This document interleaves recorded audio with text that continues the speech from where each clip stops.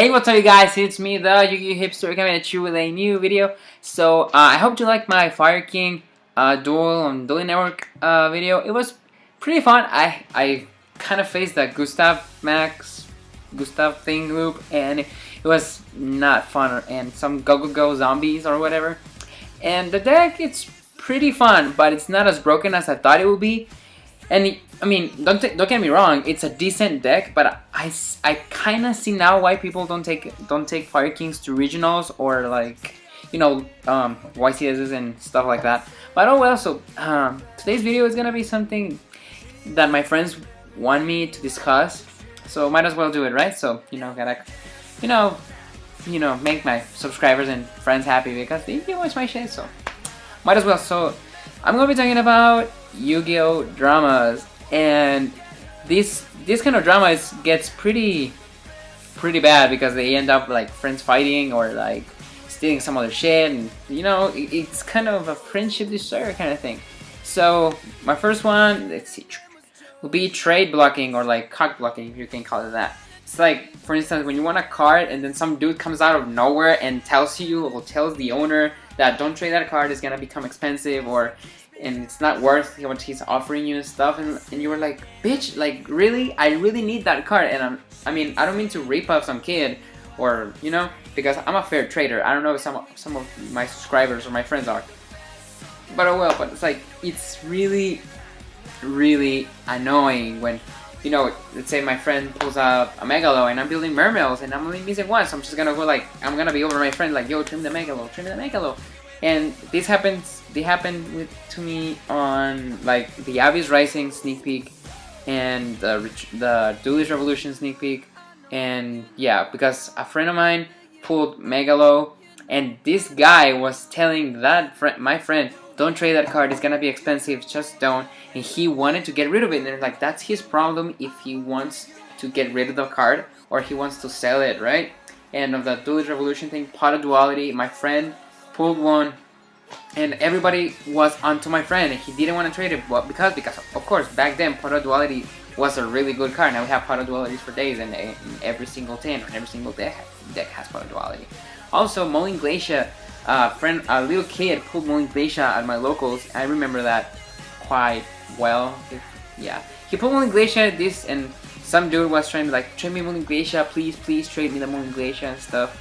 And this guy, the same guy with the Megalo thing, shows up and like, hey kid, don't trade that card, it's gonna be expensive, and trade it or sell it or just keep it and stuff. Like, oh my god, it's just like, that's a little kid's problem, right? But don't get me wrong, it's just like, he's no one to like tell someone what to do with their stuff, It's just like, it's really annoying and stuff. It's like, oh, why would you do something like that? What? Why? And then moving on, we got also smack talking or talking shit. It's like, pretty much when you talk shit behind someone's back about their deck, about their skills, their plays, or basically personality, or how they behave when they play. Because, for instance, I get judged a lot because I play wind-ups, and everyone's like, hey, yo, wind-ups are dead, they're not good anymore, the deck's stupid. And I'm like, dude, just like, I know wind-ups are good. I know some other decks can be more broken or better than my deck, but it's just like, it's my thing. I really like wind-ups, and some people used to call me fag because he used to play my Dolces before Hoodka came out. And like, are you kidding me? Like, why? Like, the deck you play doesn't make you who you are.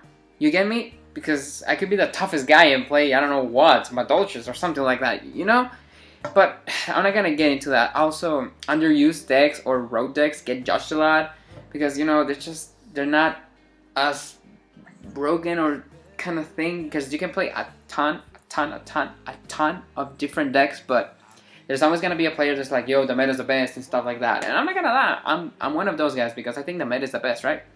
But I still like to have some fun because I play like Fire Kings and like underrated decks like Harpy Ladies.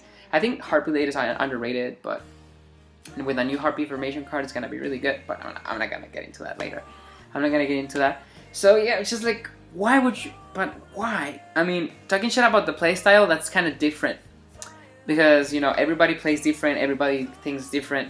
But like, it's like annoying when you like do a play, and then some other guys go like, you should have done that, you could have won the game. And like, really, I know, I'm aware, I learn from my mistakes, but it's not like you gotta be pushing me that hard. Like, you could have done that, you could have won. Like, what the hell is wrong with you, man? Like, I know I could have done better, but that's how Yu-Gi-Oh works. You lose some, you win some, and if you win, that's good. If you lose, that's also good, because you get to learn from your mistakes. Like last tournament, I lost because of I lost against Evil Storms with my wind-ups, and I know you should be thinking like, why would you lose? Because wind-ups don't have level 5 monsters. Yeah, I know, but like, he top decked everything, and I wasted my resources really fast because I wanted to win the game like fast, and I lost because of that. But well, I learned from that. I should not waste my resources really fast. But that's just me, and you know how people are.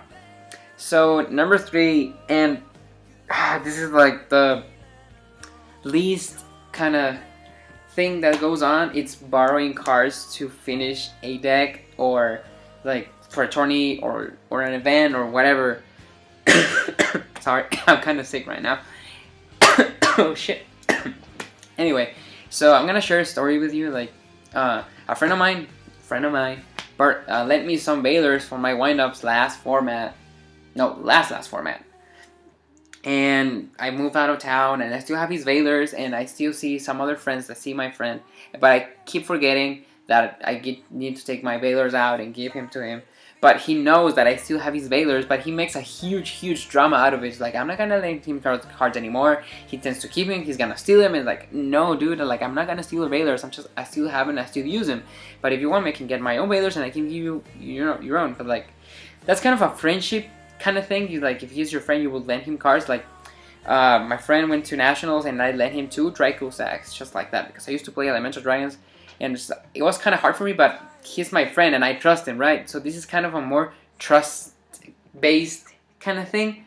And my Dagoster Emerald, my friend Maro lent it to me because, you know, he's a friend of mine. But you don't have to make a huge drama. You're supposed to understand the circumstances of your friend, or something like that, you know, when he has to move out of town or something like that, right? Or he can email the cards to you or something. But don't make such a big drama out of it, because it's not worth it.